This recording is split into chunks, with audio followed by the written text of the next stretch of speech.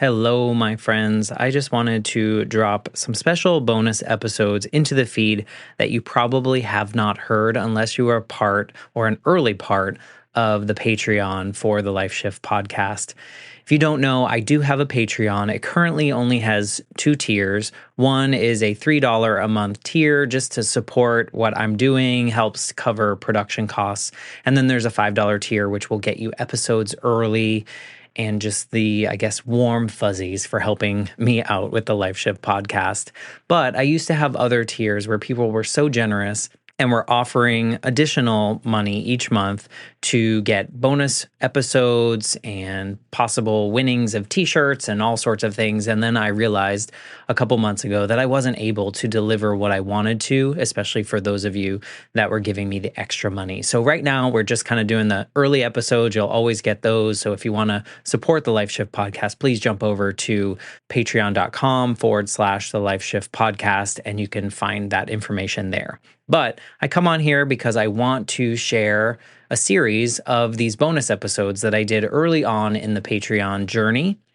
There are like 20 plus episodes in which I had bonus recordings with previous guests. So I would go back and we would have a conversation about the experience of sharing their story on the Life Shift podcast, catch up on anything. And I think these are super important. And I know most of them did not see the light of day from outside of the Patreon. So I'm going to be dropping these episodes. Whatever you're listening to now is another episode. So I'm going to use the same intro for all of them. But here is one of the bonus episodes with a former guest from the Life Shift podcast. And if you like this, let me know, because I'm thinking of bringing some of this back and talking to previous guests as I go into year 4. So enjoy this bonus episode that was once released on the Patreon feed. I'm Matt Gilhooly, and this is The Life Shift, candid conversations about the pivotal moments that have changed lives forever.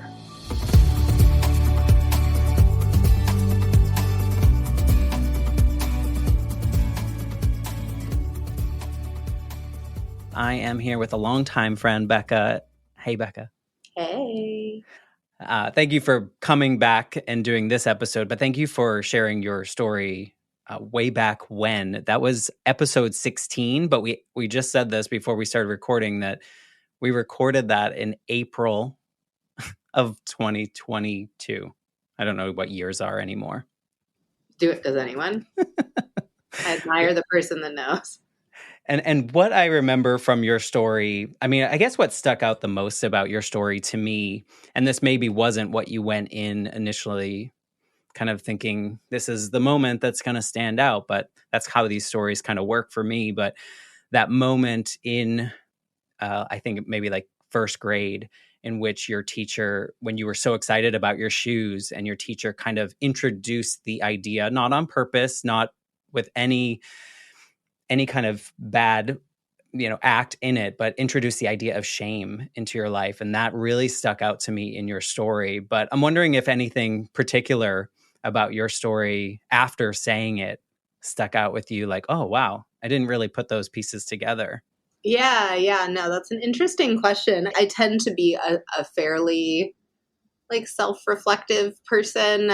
I like to journal. I like to reflect. I like to, try to make meaning of things. I think that anytime you have the gift of having someone reflect back to you what you're working through, or even the ways that you're working through it, or what they're hearing. I mean, I think that for me, just using that moment as an example, clearly it was profound because I remember it all these years later.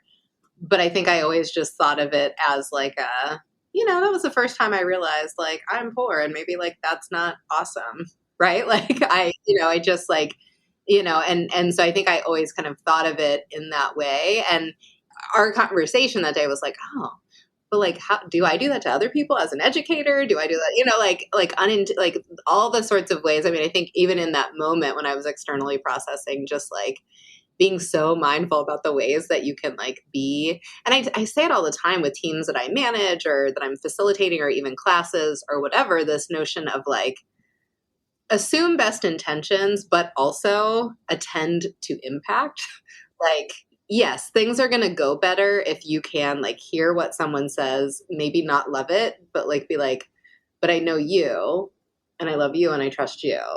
So like I want to assume that you have good intentions, but also I need to name the impact that had and like we need to address that, right? And so I think that it was like a moment where I was like, oh, these things are converging, like something I espouse philosophically in practice. That was a moment that probably shaped feeling pretty strongly about that, because I feel like if people just stop with assume good intentions, it's like it doesn't take us quite far enough, because like even if people have good intentions, right, like they can have that impact. And so I think it's just like a reminder of so many of the things that we carry with us are seeded so early on, which isn't terrifying at all when you have like an almost 4-year-old and you're like, oh God, What am I doing? everything I say could be planting some sort of seed. Oh, I've been talking to people a lot lately on some of these episodes about a book called The Body Keeps the Score. And it kind of makes me think of that, in which there are these moments that we are planted kind of in our subconscious and our body's keeping track of them. And they're, and you're, oh, I didn't realize how all the things, because the way that you work with your teams and your people could very well stem from some of those subconscious experiences as a child. And so it's very interesting to have these conversations the deeper I get into it, because I think today I'm recording episode 54. And so, there's a lot of commonalities of these people kind of unwrapping some of these moments that kind of sat in our subconscious for so long. And we're like, oh, I didn't realize how that actually connected to what I'm doing today. What I do. Yeah, no, absolutely. Exactly. One of my favorite parts about this show, and I don't know if this is going to sound selfish, but one of my favorite parts is listening to the episode when it comes out. Because usually, like I said, we recorded your episode in April, and then it didn't release until the end of June for your birthday. Somehow that worked out exactly on as it should have. And I was wondering, when you listened to it, was there anything that like stood out to you? Like, oh, I didn't even realize that I said that. Yeah, I mean, I think that for me it was more like like a more of like a meta level reflection of like the ways we like almost like gatekeep the ways that we talk about things, right? It's like, okay, I feel like I've learned over my life, like, okay, I need to talk about like the painful things in a way that feels less painful. Like like to go to myself, probably mostly a self-preservation, but also like, I think I've come up against the limits of like what the people around me and I'm like just sensitive to as, someone who's just always been kind of attuned to that sort of stuff. Like, oh, this is like, not comfortable for this person. And so I think for me, it was like such a gift just to have that opportunity to like listen back to the ways that our conversation unfolded. And, I think there's, like it'd be really cool. I don't know if you've ever seen like a graphic scribe, like do like at a meeting or a keynote talk, like actually like draw out what's happening. It'd be really interesting to do that with some of your episodes, because I feel like it, because you kind of see it from like this other level, and how like the little twists and turns in the conversation kind of take their thing. But more than that, I was like, again, having this like meta level moment of like what, like, I said this thing this way and I think it's fine, but I think I was like, being more diplomatic than maybe I needed to or whatever. And again, I think it's a learned, we want to keep people comfortable. We want to keep ourselves comfortable. And so just this notion of like, diplomacy is great, but also like vulnerability is important too. And so I think that, like towing that line. And so it was just like, and not like a self-judgment, but just more of like oh, I kind of talked around that thing versus just like naming it. And it's like, no, some things are just like, they are just what they are. And you can just kind of be like, that's not a not awesome thing. We'll just put that away, right? Like we don't need to make it a thing, but I should just like name it the not awesome thing that it is. Or alternately, like the awesome thing that it is, and like that impacted my life. So I think for me, it was more listening to that and just having those moments of like, how do we walk in our own truth, right? And like this notion of like the body keeps score. And I in a lot of like my food work, like my food justice work, I read a lot about like generational trauma too, and like how the things that have like our ancestors have experienced like live within us as well. And so, yeah, I mean, it's just interesting to see the ways that we're like, how can we make the other people around us like comfortable dealing with like our stuff?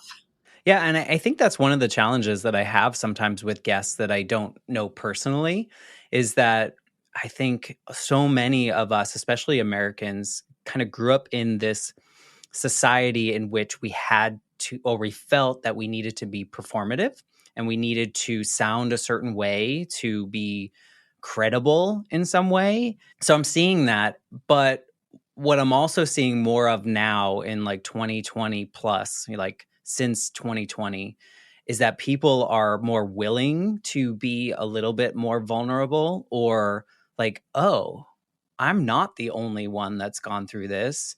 And like most of our lives have some sort of trauma in them. Mm-hmm. And most of us, hopefully, have learned from that trauma and like, and by doing so and by sharing our story, maybe someone that's currently going through it could learn from that, and see hope and see, all the things we were hiding for 30 plus years as, individuals growing up in the 80s and 90s. It feels very interesting. And yeah, no, that is interesting. And I think even just this notion of like, even when it's not like a past trauma, just like a current experience, I think we're also socialized to like go through things alone, right? Like, I mean, that is like, I won't talk about capitalism, but capitalism does this. And like, it's really meant, it's a tool to like isolate us from one another. And I think this, like, I was actually just like a couple of hours ago having a conversation with a colleague of mine who, told me she is pregnant, expecting, yay. And she comes from a different cultural background. And she's like, I'm talking to my mom, and she's like, wait, what? Like you're doing what? Like you're in a room by yourself? Like what? Like after you give birth? Like that is not okay. Like, like this notion of just like, and I feel like I've had these profound moments, like, just using that as one example of a time when you're like going through something at that moment where I'm like, it is so bananas to think like, I had a baby, and then you're in the hospital and you're like on a floor with, I mean, I'm here at a big hospital here in Boston, like probably 30 to 50 other people going through like the exact same thing you're going through. Maybe not experiencing it the same way, but probably like having some similar sorts of thoughts, doubts, etc.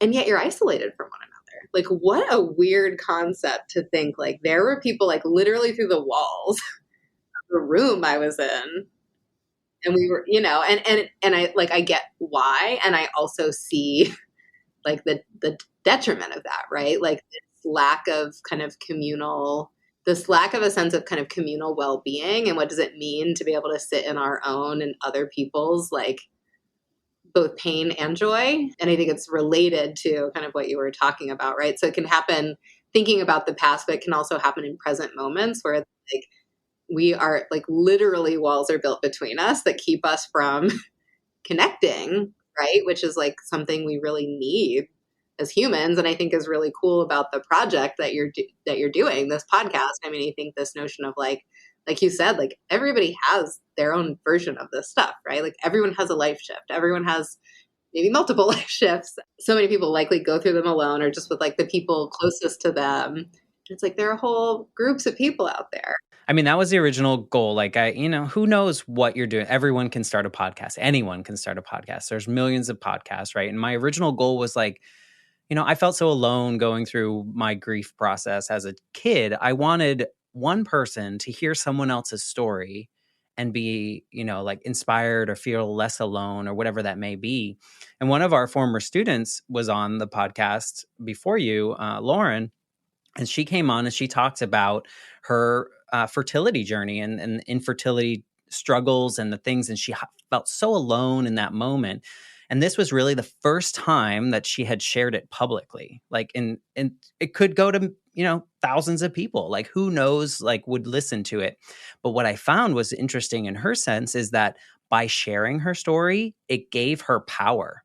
it gave her power back. And she reached out to me a couple months ago and she was like, after we recorded that, I went to HR at my company and asked them to implement this family planning thing for all employees. And now all employees get $20,000 towards family planning, whether that's adoption, treatments, whatever that may be. So the power of telling your story is so, Huge. right? Like, So awesome. who knows what that can do, whether that's for you or for someone else that doesn't feel so quite, like alone in that, like you said, in that process. It could be current, it could be past. We're all going through it, And what's interesting when you said like we all just went through collective trauma for multiple years and we literally were locked down away from each other. Right. Like we had to physically separate. So it's like, it's very interesting that we were all going through the same thing, but we had to do it alone. And that was like a forced scientific reason we had to be alone, which is really interesting. And I think we're paying the price of that, right? Like on our souls. Yeah. I mean, I see that like, I mean, I feel like just with, even like the college students I'm working with it's like people are qualitatively different. And I think that it is like this, like we were forced to isolate, right? And that goes against our very nature as human beings. We needed to do it. I am not like, right. But I think it's the repercussions of that, right, are also a public health issue. And so like, how do we actually think more holistically, right? Which, so many public health people are really thinking about, like, how do we think more holistically about what we even mean by, health, keeping each other healthy, like being in kind of community health spaces, so on and so forth. And so I think tending to all of those dimensions is vitally important. And I was like reading a piece today that was like, how has voting changed because of COVID? And it's like, well, yeah, like this many million people died, right? And so like that has just even like a numerical impact on, and so like all of the reverberations of that are so important to attend to. And I think doing that in community is vital, right? And it can be listening to someone else. It can be actually connecting with them. I just think like our shared humanity, right? Like once you lose touch with your shared humanity, it's like a lot can go wrong from there. It's tough. I hope we get to a space where, we're so focused on physical health, or a lot of people are, and it's just like holistically, we need to think of our health and not, our mental health affects our physical health. And so these things are important. But speaking of that, like when your episode came out, I know you shared it with colleagues and things like that. Did you hear from any feedback from anyone or people that were like, oh, I didn't even realize your story? I like heard from people. I will say like it was funny because you like, you put things up in spaces and you're just like, I don't know, like people, I'm like, it's my birthday. So maybe people are a little bit more likely to be like, but I think the most, so I definitely like did hear from some people that were like, oh, it was like, I listened to this, like I'm, I want to listen to some other episodes of the show and, and whatever. But the coolest thing was like the people who I would have never expected to listen to it. Like I was in like a meeting probably like a month later with someone who's like a friend colleague, but not like we don't like hang out or, like, but we work together and I really appreciate her and, but we don't even interact that often. And we were in a meeting with like multiple other people and it was in Zoom and she like private messaged me and she was like, I just wanted to let you know I listened to your episode. And I was like, what? Like, I was like, I feel so privileged and I feel like I want an episode about you now. Like, so I could listen to it and, in turn kind of like learn about you and your perspective and all of that. And so I think for me, so it wasn't anything in particular that she said. I think just this notion of like, wow, you like, for like an hour listen to me ramble on about things that have happened in my life. And I think just shows that desire for people to connect with each other's humanity. And when they have that opportunity to kind of say like, oh, this is, I want to hear what this person has to say. And I feel that way, really about almost everyone that I know, right? Like just to be able what are to the layers them and to do it on your own time too, right? Like it's like, okay, you don't have to ask the hard questions.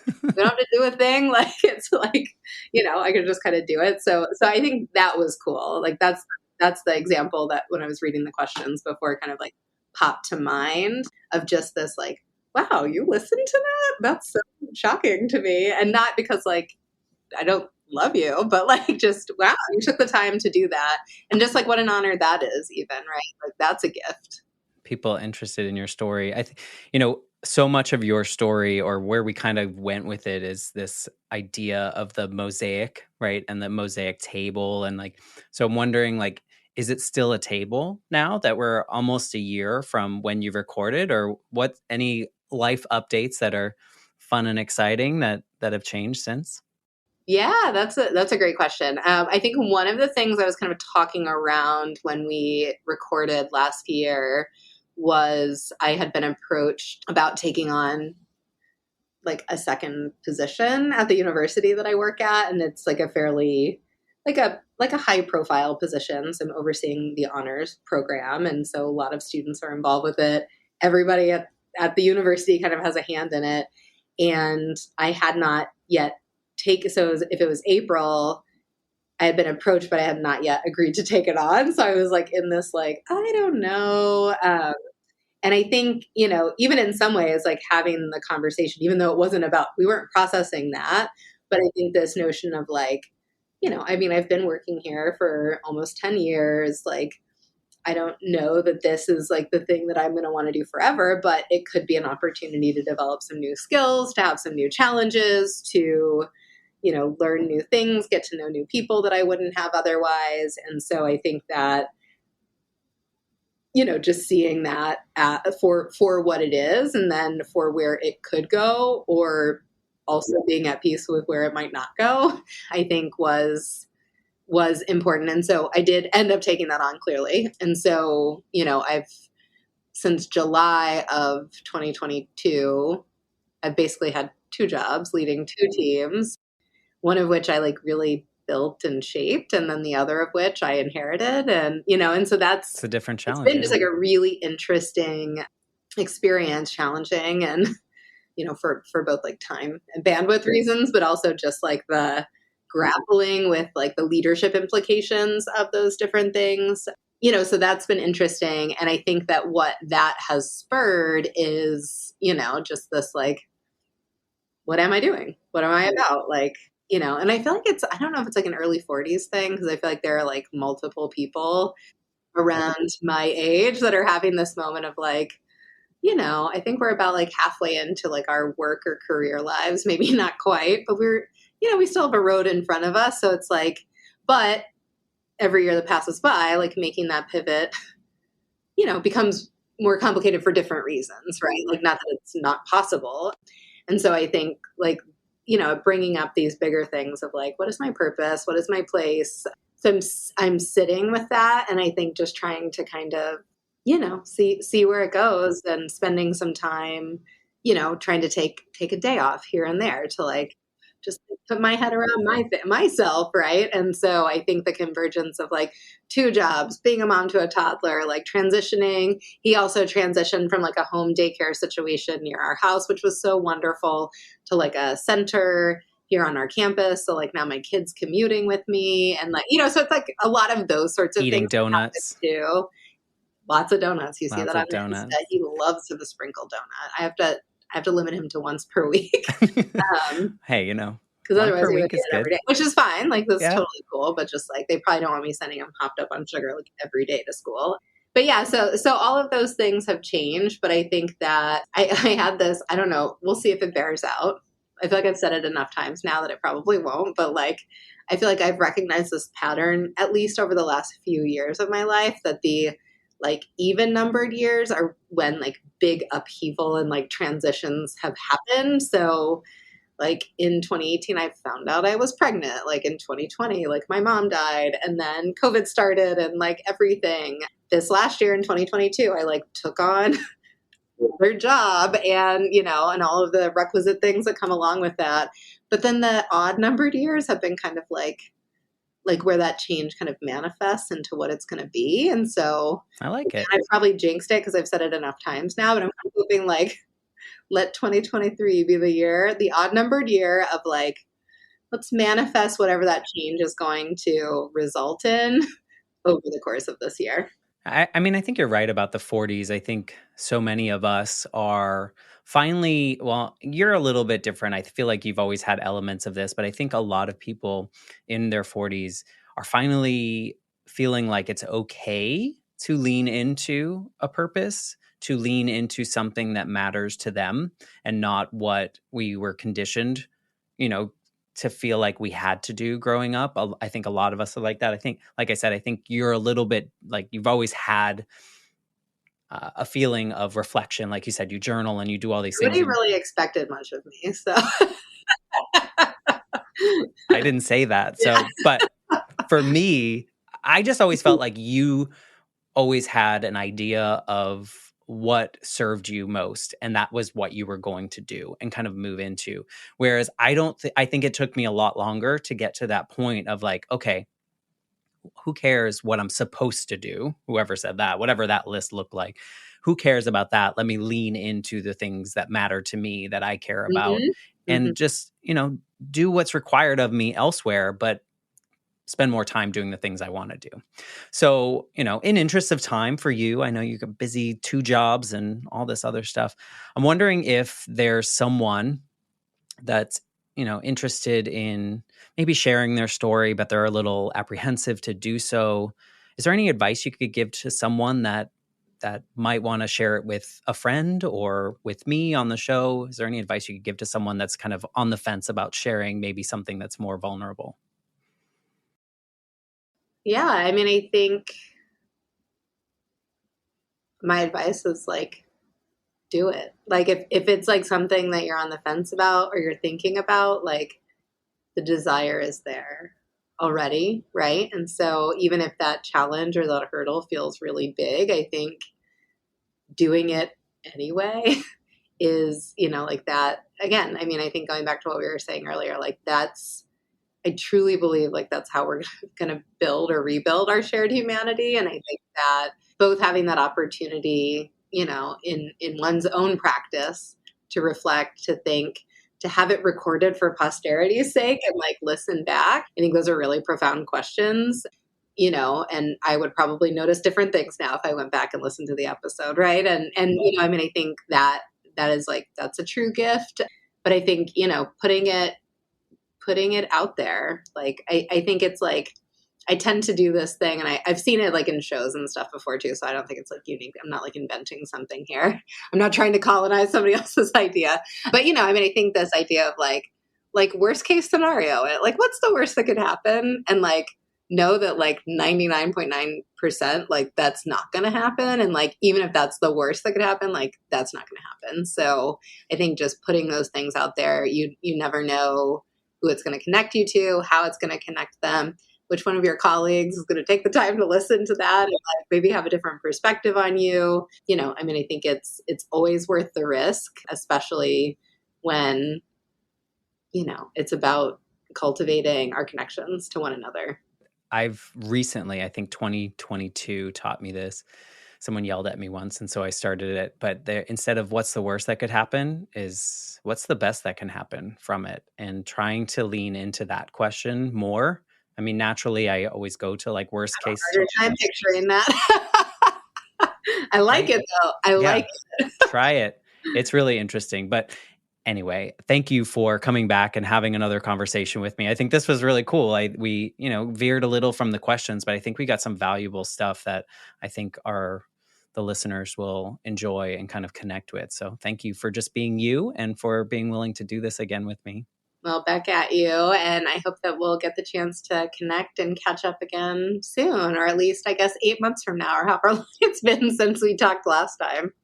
Yeah, well, when I decide that I might come up to New England and visit my family, Yes, it's just here waiting for you. I know, I haven't been back in years. But anyway, thank you for listening, Patreon people, and we'll see you on the next bonus episode.